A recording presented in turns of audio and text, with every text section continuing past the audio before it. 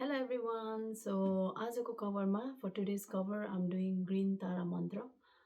Green Tara मन्त्र चाहिँ Buddhist मन्त्र हो. सो ग्रिन तारा चाहिँ फिमेल बुद्ध भनिन्छ, केटी बुद्ध भनौँ नेपालीमा भन्नुपर्दा.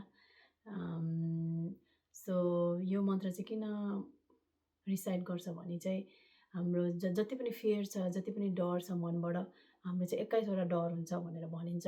त्यो 21वटा डरहरू चाहिँ यो मन्त्र रिसाइट गर्यो भने चाहिँ रिमुभ हुन्छ भन्छ. त्यो म इङ्ग्लिसमा नि भन्न चाहेँ. So if you recite this green Tara mantra, so it is believe that 21 fears that you have in your heart, in your mind, in your body, so that shall be removed भनेर भनिन्छ है.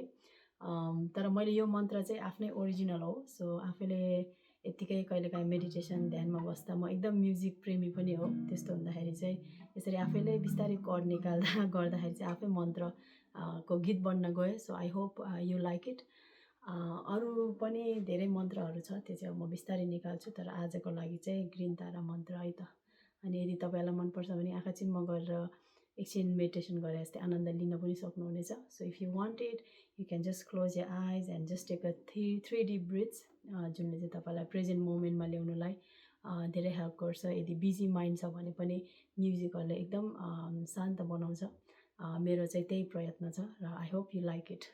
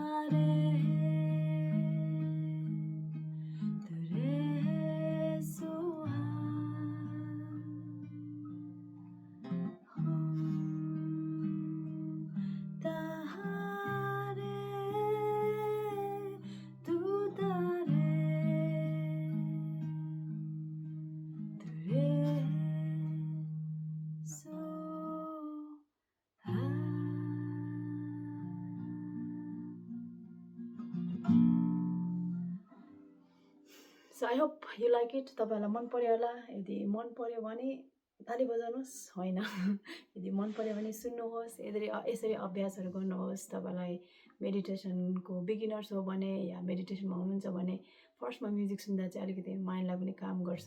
सो मेरो त्यही नै छ प्रयास। अनि अझै पनि नयाँ मन्त्रहरू ल्याउन सकु, तपाईँहरूको सामु प्रस्तुत गर्न सकु। May I present to you all the mantras in future. So thank you so much for listening. Bye.